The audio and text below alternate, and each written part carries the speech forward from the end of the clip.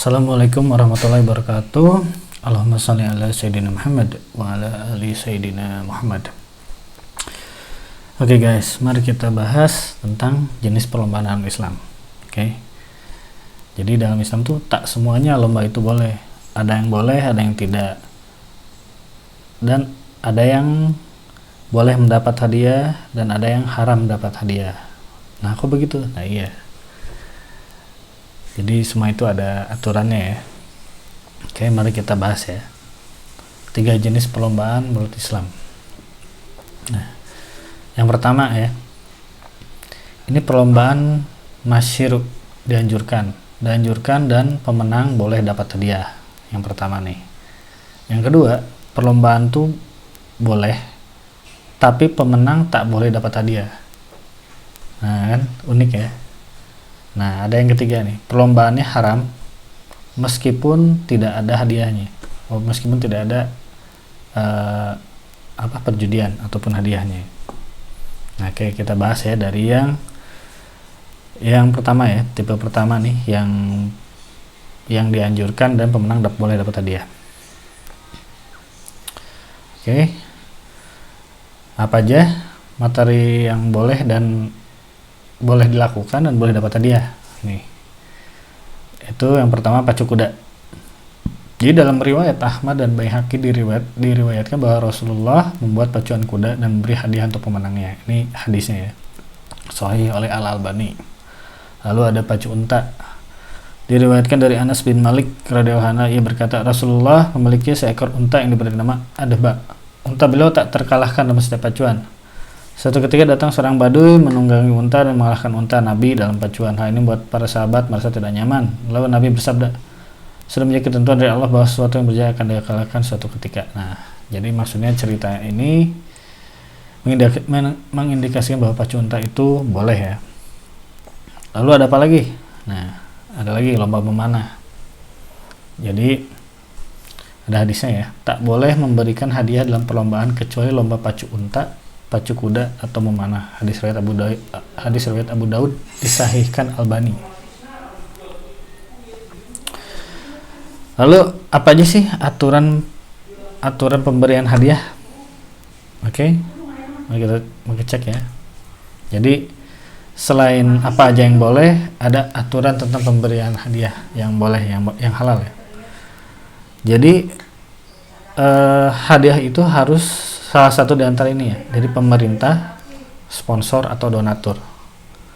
Jadi Al-Qurtubi berkata, perlombaan pacu unta, pacu kuda atau memanah yang hadiahnya diberikan oleh pemerintah atau donatur berupa sumbangan dari harta pribadinya, kemudian diberikan kepada pemenang, hukumnya boleh berdasarkan para ulama. Jadi pemberi hadiah, jadi jika hadiah berasal dari para peserta, dari uang pendaftaran peserta misalnya, itu tak boleh. Jadi harus di antara ini ya, pemerintah, sponsor atau donatur. Oke, lalu yang tadi itu pemberian hadiah yang haram tuh bagaimana? Nih, yang tadi itu ya. Jadi jika hadiah berasal dari setiap peserta, yang menang mendapatkan hadiah, sedang yang kalah tidak mendapat apa-apa. Ini haram ya, karena tergolong perjudian. Kecuali ada, nah ini ada unik nih, kecuali ada seorang peserta yang tak bayar. Jika dia menang, dia berhak dapat hadiah. Orang itu disebut muhalil. Jadi jika hadiah berasal dari setiap peserta boleh, tapi harus ada salah satu peserta itu tidak bayar. Nah, tapi satu peserta ini jika dia menang, dia dapat hadiah juga. Nah, orang ini disebut muhalil ya. Lalu dasarnya ini dari mana? Dasarnya dari sini nih. Jadi keputusan Majma' al-Fiqih al-Islami di Fikih Oki tentang kaidah umum perlombaan yang dibolehkan pemenang mendapatkan hadiah. Jadi nomor 127 tahun 2003 yang berbunyi, sebuah perlombaan boleh pemenang yang mendapat hadiah dengan syarat bahwa seluruh hadiah atau sebagiannya tidak berasal dari semua peserta. Makanya tadi ada pengecualian ya. Ada pengecualian minimal satu yang tidak ikut bayar gitu. Nah, lalu tadi kan saya bilang bahwa boleh mendapat hadiah jika lomba dari 3 tadi ya. Nah, lalu lomba yang lain bagaimana? Nah, boleh jika ada analoginya. Jadi jika kias ya, kalau bahasa Arab tuh namanya kias, jika dikiaskan dengan 3 lomba tadi. Oke, maksudnya unsur-unsurnya sama ya. Jadi ada unsur jihad. Oke, mari kita cek ya. Nah, ini maksudnya yang dapat dianalogikan dengan syiru. Sumbernya dari mana? Sumbernya dari sini nih. An-Nawawi berkata, boleh memberikan hadiah dalam perlombaan memanah, begitu juga melempar tombak dan meriam, ya kan? Jadi dianalogikan ini sama-sama ada unsur jihad. Lempar ada unsur melatih jika nanti Islam berjihad maksudnya. Boleh memberikan hadiah dalam perlombaan pacu kuda, begitu juga pacu gajah dan keledai. Menurut pendapat yang azhar terkuat dalam mazhab. Ini sumbernya dari mana? Dari Minhaj At-Thalibin jilid 3 halaman 349. Oke. Lalu bagaimana mengenai perlombaan di bidang keislaman? Apakah itu otomatis boleh dapat hadiah? Oh, tidak selalu ya. Jadi tetap kaidahnya harus terpenuhi. Jadi meskipun lomba di bidang keislaman unsurnya terpenuhi. Maksudnya bagaimana? Maksudnya begini. Misalnya lomba Al-Quran ya, lomba Al-Quran itu harus hadiahnya tuh dari lembaga sosial atau donatur. Jadi kalau lomba Al-Quran tapi hadiahnya dari urunan peserta itu tak boleh juga.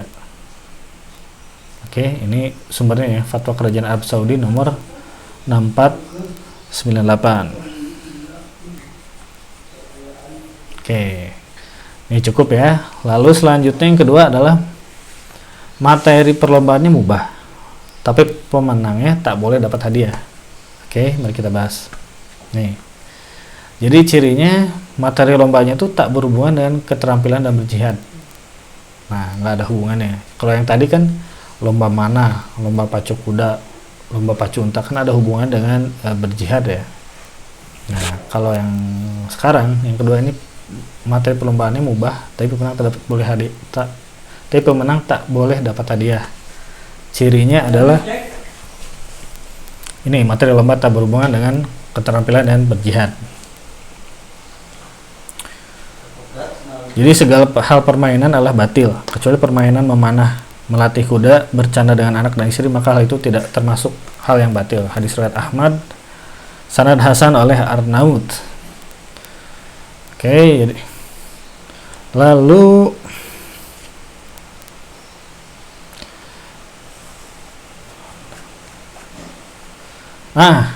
kira-kira ada kenapa kok lombanya boleh tapi tak boleh dapat hadiah?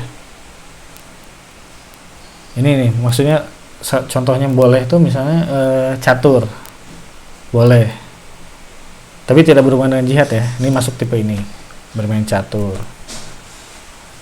Dan permainan lain yang tidak termasuk yang tadi. Kenapa? Alasannya adalah ini nih. Alasannya tak boleh. Nih, alasan lomba-lomba yang mubah namun tak boleh dapat hadiah. Ini. Jadi Ibnu Qayyim berkata, perlombaan dalam hal mubah atau boleh diharamkan pemenangnya menerima hadiah bukan karena materinya ya. Bukan karena materinya dilarang, tetapi permainan tersebut bisa menjadikan orang-orang sibuk dengan permainan itu dan menjadikannya profesi. Nah, ini alasannya dari sumbernya Al-Furusiyah halaman 309 ya. Jadi ditakutkan nih jika sesuatu yang mubah itu boleh dapat hadiah, orang jadi fokus ke situ. Misalnya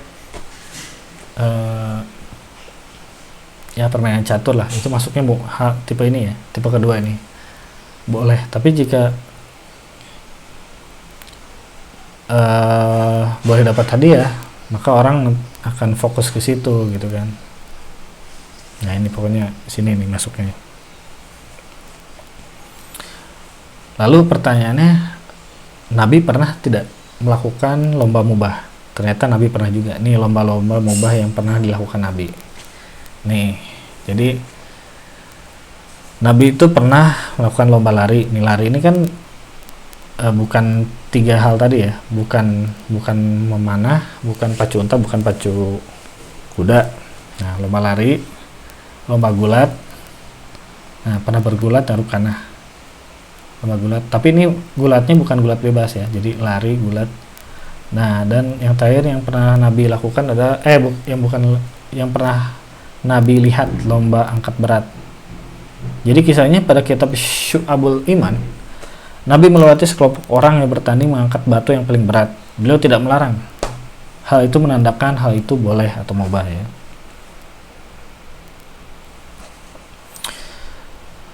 Oke. Jadi, nah bagaimana dengan olahraga? Jadi kalau olahraga bagaimana hukumnya? Oke, sama. Olahraga ini masuknya mubah ya. Olahraga ini masuknya mubah karena tidak mengandung unsur jihad. Tidak unsur jihad, tapi juga tidak ada yang melanggar syariat, jadi masuknya mubah. Karena mubah maka haram juga mendapat hadiah. Nah, bahkan kerajaan Arab mengeluarkan fatwa ya, fatwa kerajaan Arab Saudi nomor 16342 yang berbunyi pemenang dalam perlombaan olahraga tidak boleh mengambil hadiah atau uang atas kemenangannya. Oke. Nah, ini udah sampai sini cukup ya. Yang tipe kedua. Tipe kedua ini yang boleh dilakukan tapi tak boleh dapat hadiah. Ya, karena hadiahnya itu akan haram. Lalu yang tipe 3 yaitu apa? Tipe 3 adalah haram ya. Nih. Tipe 3 adalah materinya haram meskipun tanpa hadiah atau taruhan. Nah, ini tipe 3 nih. Itu apa aja? Itu permainan, lomba atau olahraga dengan resiko kematian tingkat tinggi. Nah, ini yang membahayakan lah ibaratnya, seperti matador dan gulat bebas ataupun tinju ya, ini kan berbahaya. Nabi pernah bersabda, apabila salah seorang kalian memukul, hindarilah memukul muka. Hadis riwayat Bukhari dan Muslim. Jadi lomba-lomba berikut haram ya, tinju, matador, gulat bebas, ini karena berbahaya ya. Mengadu binatang, adu domba, adu ayam, dan yang senada dengan itu. Lalu turunannya ya menontonnya pun jadi haram ya.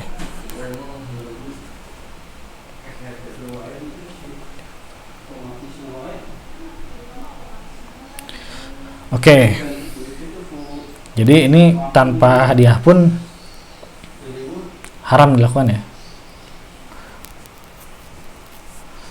Jadi dalilnya tak boleh melakukan perbuatan yang membuat mudarat bagi orang lain, baik permulaan ataupun balasan. Hadis riwayat Ibnu Majah disahkan oleh Al-Albani. Oke. Ya sudah cukup ya. Jadi kesimpulannya ada 3 jenis perlombaan ya dalam Islam tuh. Islam mengategorikannya dalam 3 jenis.